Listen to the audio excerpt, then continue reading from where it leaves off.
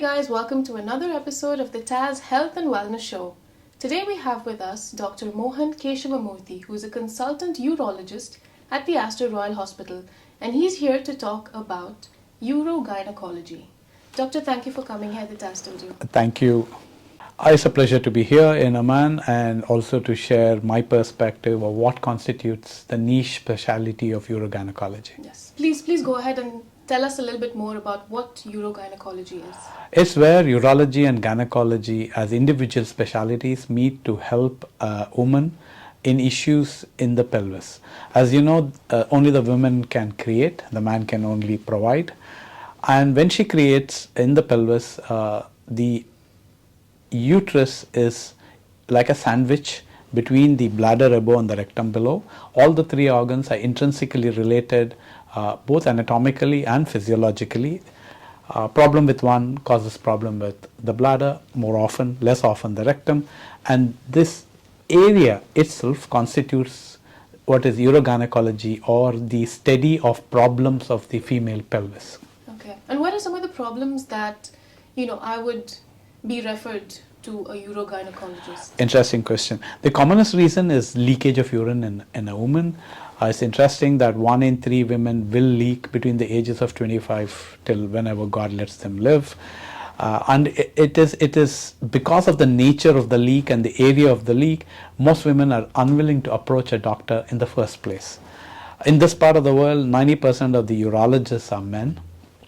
It's unusual to find a female urologist, although in North America, 1/2 of the urologists in training and in practice are women. So there is a need for a specialty that helps the woman approach, and hence a gynecologist who has the skill limited to her specialty but wants to extend to help problems that may abut another system, works in conjunction with a urologist. So a urogynecologist could be a gynecologist with a subspecialty training in this pelvic issues, or a urologist who would want to work in this niche specialty. So one problem is incontinence of urine. The second problem is common surgery in the woman is hysterectomy for a variety of reasons. And if it goes marginally wrong, there may be leakage of urine from the vagina. It could be because the bladder connects to the vagina or the urethra connects to the vagina, or it could be issues that concern cancers of the female genital tract, but it has extended beyond and involved the bladder. Or it could be because there is a myoma, a fibroid in the uterus, but it is so large it is causing urinary problems. The patient comes to the doctor because she has difficulty in passing urine, but actually the problem is a large fibroid. Okay. So benign lesions of the uterus and the cervix, malignant or cancerous lesions, leakage of urine, or post-surgical complications of leakage of urine subsequent to a gynecological surgery. This constitutes the wide spectrum of urogynecological problems. Okay, and for these conditions, what are the reasons for it? Because you say 90% of women between the ages of 25 to whenever they experience this. So is there a particular reason that they would experience it? The reason in the younger age group, it's emotional reasons. We call it neurogenic bladder. Typically in communities in Asia, like the ones here in Oman or back home in India, there are not enough safe hygienic areas for a girl to pass urine. So they generally pass urine at home. Even if they go to school, they hold urine till they come back. So typically of their inability to pass urine at appropriate intervals, the bladder tends to misbehave. So this is in the younger age group. In the older age group, again in a country like Oman, where the fertility and fecundity rate are high, multiple pregnancies cause expansion of the pelvis, descent of the pelvis, and with the descent of the pelvis, the ability to hold urine. That is, you leak urine when you cough, or when you laugh, or when your car hits a road hump. You leak urine, that is called stress incontinence. Or you're unable to hold the urine till you reach the bathroom, that is called urge incontinence.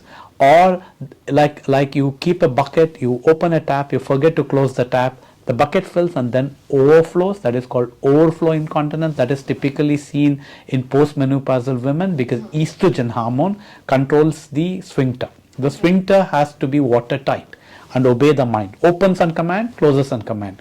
So if an elastic sphincter becomes plastic, neither opens on command nor closes on command, the woman leaks urine. and that is called overflow incontinence.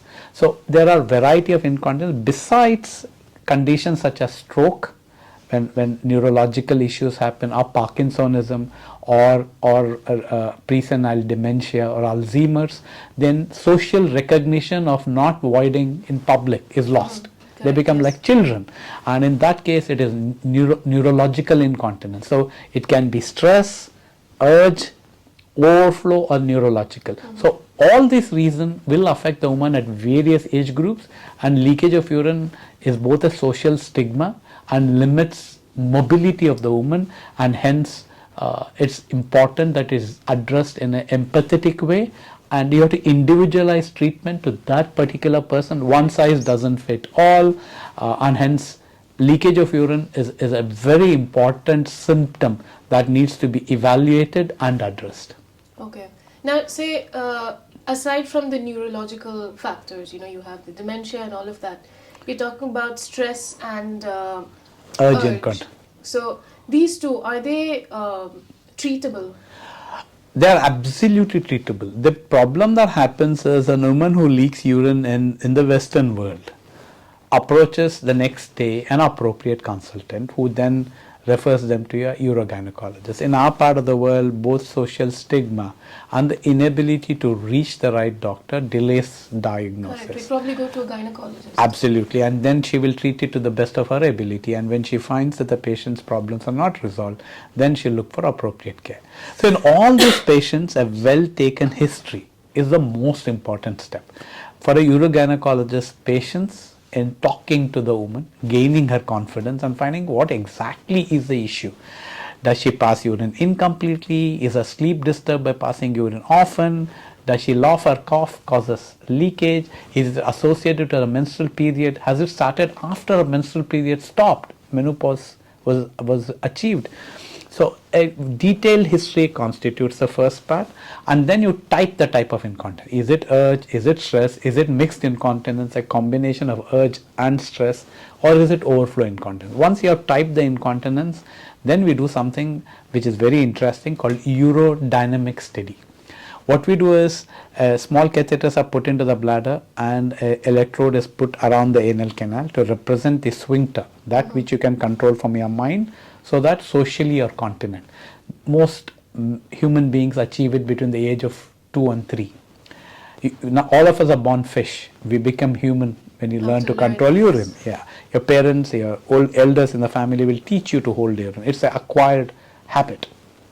Now, once we put this electrode and this catheter in place, just like the kidneys fill the bladder, we fill the bladder with water, normal saline, and then we ask the patient to cough, laugh, and then ask her to pass urine, and then measure the force with which it is passed. The best analogy I can give you: old car, not adequate mileage or inappropriate functioning of the car. The problem can be in the road, that's the urethra. Problem can be in the engine, that is the bladder, or problem can be with the driver, the mind. So urodynamics helps us type the type of incontinence that is affecting that particular individual. It also helps you to plan what next. So as you asked me, once we type the incontinence, if it is urge, that means it's like a mischievous child not listening to the parent. The mind is unable to control the bladder. So you leak before you reach the bathroom, or you leak inappropriately. So we use a set of medications called anticholinergics, freely available, inexpensive. Ask them to drink less water beyond 7 p.m., take less coffee and tea, pass urine every 2 hours, whether you feel like passing urine or not. We call it timed voiding, like you tell a child. You pass urine before going to school, pass after 2 periods, before lunch, when you come home, before you go out to play. That's called timed voiding. We move from that to the adult pattern of desired voiding. We void when we want to do. We hold urine otherwise. So timed voiding is one way. Double voiding, that is you pass urine and press urine. So there are a variety of conservative measures along with medication. When it doesn't work, then we use something called botulinum toxin. That is what older women use to look younger. Okay. So it Botox, it paralyzes. But you should know that it was used 20 years prior to be used for cosmetic purpose, for spinal cord injury patients who used to have urge incontinence post Second World War. Veterans, that's where it started. it started in the Veterans Hospital in Canada, and then you inject it into the bladder. So the mischievous child starts obeying the parent. So I call it homeschooling. So you school the child again to learn to obey the parent. The problem with Botox, works beautifully, elegant daycare procedure, but it gets eaten up by the body within 8 months to a year. So you need repeated Correct. Botox. Yes. So when Botox doesn't work, or repeated Botox becomes a pain financially and from the perspective of admission, we use something called sacral neuromodulation. An electrode is implanted into the sacrum, and that helps the individual woman to control her urination. It's called interstim. The technique is called interstim, and it is an external electrode or implanted electrode based. So you make the child obey a new teacher. You provide, in the colloquial word, you give it tuition. The electrode works as a tuition teacher, in addition to what nature had created. That's how you manage urge. For stress incontinence, there is descent. So if you imagine the belt line for a woman, the bladder neck has descended. You want to put the bladder neck back where it was. So the way we do it is do a transvaginal tension-free tape. It's called TVT. It's a very elegant daycare procedure. And that's what is done. The tape has become cheap, the technique has become widespread, and takes about half an hour to do. In those cases where there is descent way beyond the tape can correct, then we do something called sacrocolpopexy. That is, you fix the vagina to where it was in a virgin woman. That is called the sacrum. Colpos is the vagina. Sacrocolpopexy is a remarriage. You pull it back up and fix it there. It was done through a horrendous open technique in the past. Today we use laparoscopy or robotic surgery. You should know this is a woman who has delivered multiple kids, has undergone a hysterectomy, it's a scarred abdomen. You're going into a battlefield, and if you're doing open surgery, you may cause more harm than good. Minimal access surgery such as laparoscopy helped it, but it was difficult to do. The robot has made it simplified. Robotic sacrocolpopexy is a very elegant way of solving stress incontinence associated with prolapse. And then for those where the bladder isn't functioning, I gave you the analogy of a car. The engine is inefficient. We use a variety of conservative measures and self-catheterization. They empty the bladder with a catheter put intermittently. You don't leave the catheter in. And for other neurological causes, you treat the primary condition. So you have to type the type of incontinence, then find out conservative measures. If they work, they're wonderful. If not, find using urodynamics a specific solution for a specific type of incontinence in a given individual. Okay. So now, the conservative measure, you say you sort of train, if you see if it's the mind, you try to retrain the bladder.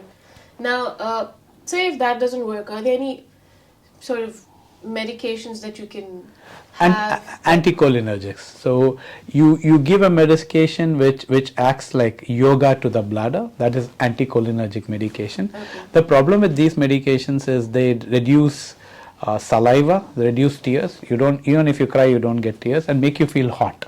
In a country like Oman, they are difficult to tolerate. Short term is, but not long term. It's also difficult to tell people don't drink fluids or don't drink coffee or tea at all. They will obey you for a certain period of time, but then the habit overtakes the need. In those instances, Botox is a choice. So you'll have to individualize treatment based on age. Surgery is the last choice. Roughly 2 to 3% of individuals need surgery. Vast majority are solved by instituting conservative measures and reinforcing them to follow those measures at periodic intervals. But of course, occasionally the incontinence can be because, as I mentioned earlier, when you asked me, that it could be following a gynecological surgery. The leakage could be happening because of a direct connection between the vagina and the bladder, or the vagina and the ureter. This happens in modern day laparoscopic surgery. It used to happen with open surgery in the past.